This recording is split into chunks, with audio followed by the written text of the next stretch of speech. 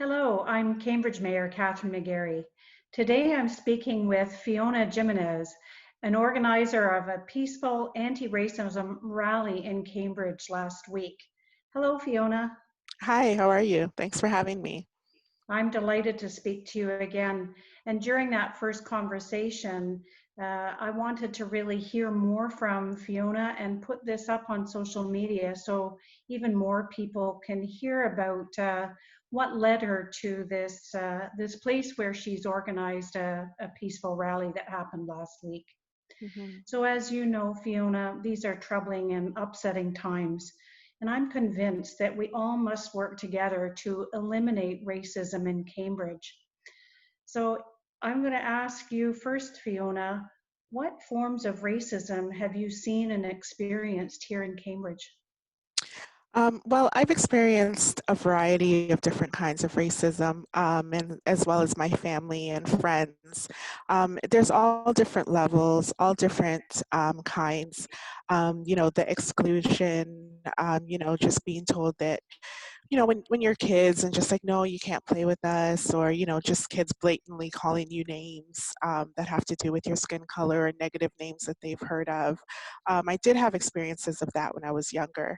But I don't think I was really affected by it as much as I'm seeing it now in my own children, and it's hurting me, which is kind of strange. I guess maybe it's bringing up the pain and I just kind of blocked it out. But yeah, just being told that that you can't join in with us, or my kids having to experience kids calling them a nigger, the N word, and my son being told that oh, all black, I wish I was black because all black people are good at playing basketball, stuff like that. And as far as like in Cambridge, I would say that it's not as much in your face as what we're seeing over in the States, where the kids are not coming out and calling you the N word, even though both of my older children have had that experience. But, it's more of a hidden, underlining, kind of excluding you from things, making you feel that, what you have to say isn't important by not inviting you into conversations, or, making you feel like your voice doesn't deserve to be heard by not, calling on you if your hand's up to answer a question, or, if the class is going, kind of crazy, and then the teacher is only calling on the black kid, like I've seen that as an educator. So there's all different levels. I've experienced going into stores and, I'm the only black person in the store, and I'm the only one that no one is coming to ask if I need help. And, the other people are getting assistance. They get people walking around with them the whole time, whereas I'm kind of left on my own. When you go into a small store and people, they don't greet you when you come in, but the next customer that comes behind you, they give them a warm welcome, stuff like that. I've had people who have been followed in stores. I've had friends who've been stopped by the police because of the car that he was driving. And, so it's all different levels of racism in lots of different settings. I'd say every aspect of our lives we're experiencing it at some degree. The issue is that, yes, it's not as in your face, and not just them calling you a nigger, but it's the it's the other stuff, like just the underlining, where it's almost like what's happening over in the States, where where people stand, is somewhat easier to accept because at least you know what to expect, rather than thinking everyone is accepting, everyone is going to welcome you, everyone is going to wrap their arms around you and include you, only to find out that no, you're given a hand in your face, don't come near me, you're not welcome to play, you're not welcome to join this conversation, you're not welcome to be a part of this group, like that's a bit hard to accept, not knowing that you're walking into that situation, rather than knowing that, okay, the there's a good chance these people are going to call me the N word. There's a good chance these people are going to, that when this cop stops me, he's going to, put me down to the ground. Whereas here, it's kind of like you don't really know what you're walking into because it's so hidden, that Mhm. it's kind of always in the back of your mind. This could happen, kind of thing. And I can't even imagine how painful this can be, in particular seeing it experienced by your own children. Yeah. And it's so concerning, and this is why I thought it was so important to really open this conversation. So what I would love to know, because there's so many of us that really want to make some of the changes that's obviously needed. So what can the leaders, the business owners, our churches, law enforcement, what can we do to help improve the relationship with our Black community here in Cambridge? I think the most important thing is just letting the Black community know that you want to hear from us, letting us know that you recognize as well that there is a problem, and that because the world is paying attention, I feel that right now it's time for us to put some things into action. So I think, putting it out there that, that you're there for the Black community, letting us know that, that we can approach you, that we can have talks with you. You sitting down, Mayor, today and having this conversation with me, to me, that is a huge step.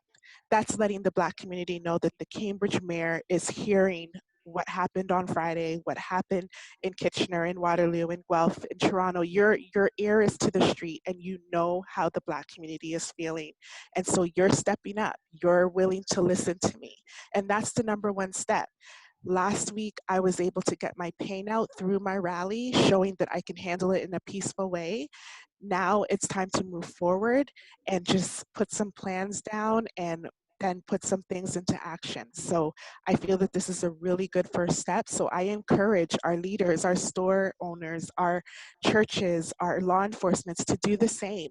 Sit down with the Black community, any representative. It doesn't have to be me. I just want someone to be sitting down with someone in the Black community, having discussions on what can be done to mend, to bridge those gaps. Because if not, and we just leave it and think, oh, that was just a one-off, that was just a one rally, they'll be quiet now, George Floyd is gone to rest, and things are settling down, everything will be fine. I don't want that. I want it to be a beginning of something, a beginning of a positive relationship with all of these people. So store owners, when a Black person comes into your store, acknowledge them, let them know that you see them, and let them know that they're welcome. Let them know that you're there to help. Like, these little things are going to change the way that it's just going to change the feel and the environment in Cambridge. And I think those small steps, but definitely get it out there that you are willing to sit down and have a conversation, to see how we can change things by coming together. And I so appreciate hearing that, Fiona, because this is only the first step. For And sure. I know I speak for so many in our community that may not have even been aware that these things were happening, Right. even on a smaller scale. It's not acceptable. No. And whatever we can do to move forward together to resolve some of these things so that people are more aware of how we're treating each other and how things are being perceived Right. by yourself and your family, which I think is kind of the first measure of how things are going. Right. So, in order to kind of look ahead, and I find that your message is inspirational, Mm. that we've looked backwards, now we're looking forward, and now we're going to do something about it. So, Right. to that end, what do you need to see in order to believe that things are moving in the right direction?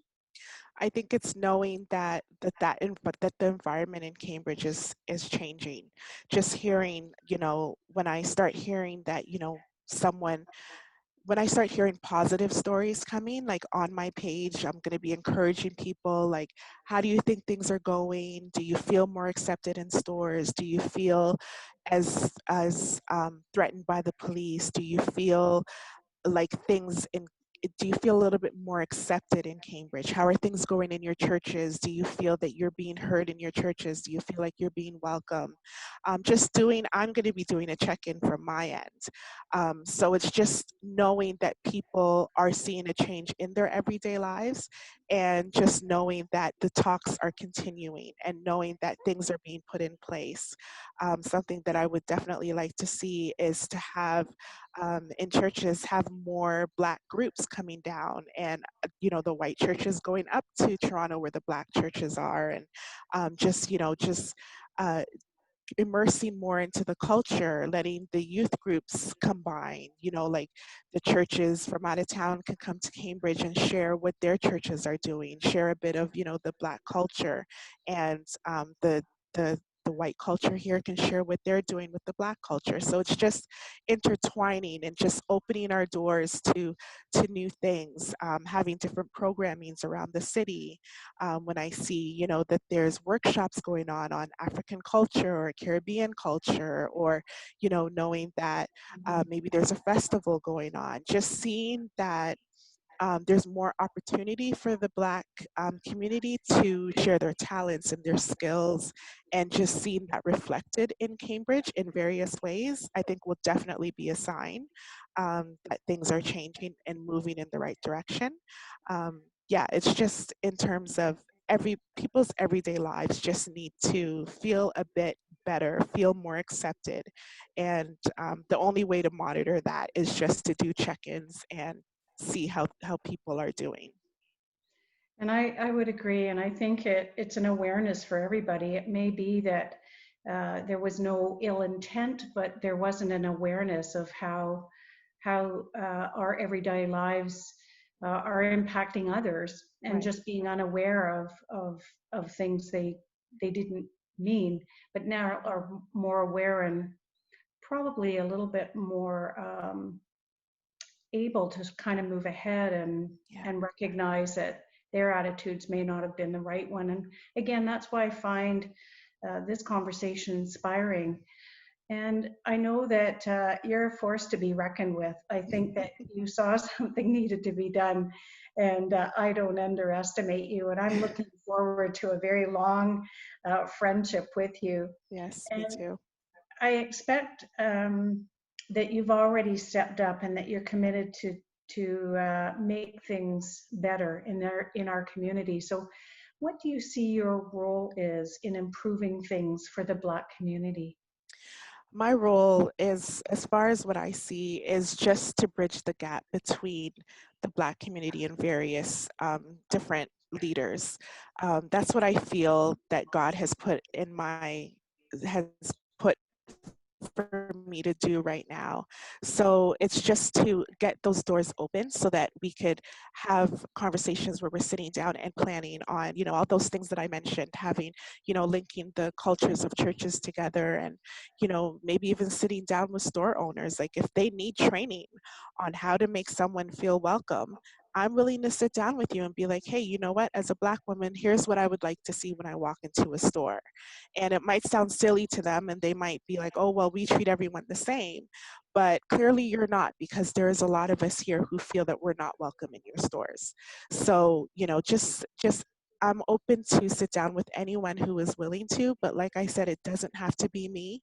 If there's a Black person that you trust, that would like to sit down with and just bounce ideas off of, do that. It's just a matter of being brave enough to open that conversation, because I know a lot of people, are afraid they're going to offend, or afraid that, they're going to say there's a problem when there really isn't. And I'm sure there are Black people here in Cambridge who are not bothered by anything, who think that I'm not speaking up for them. And that's totally fine. I'm speaking for those who are experiencing the same thing as me, because all I can speak about is mine and my family's experiences. So I think my role is just to be a voice as much as I can, to keep the doors open, keep those lines of communication open, to work with anyone who is willing to, who wants to really improve things, and just putting some action plans together, and yeah, just having those conversations on what things can look like in order for things to improve in the city. Well, that's wonderful. So as I said, I think this is the first of many meetings that we're going to have together, and I really look forward to that. So as we're signing off now, I'll give you the last word. Is there anything further you'd like to say before we sign off? I just want to say thank you. Thank you to you, Mayor, for sitting down with me and taking that first step. And I encourage anyone who is, affected by what's happening and just feeling that there really does need to be a change. I just encourage everyone to get out there and have those conversations. We all know of the pain. We were able to get our pain out last week. So now, those of you who are with me and those of you who are ready for action, let's get those conversations going. That's our next phase, is to have conversations. We've let our pain out. Now it's time for action. Positive, peaceful, communicative action, getting our words out by speaking with those who we feel can help make a change in our city. And those are the inspirational words that I really am glad to hear. So thank you again for joining me today.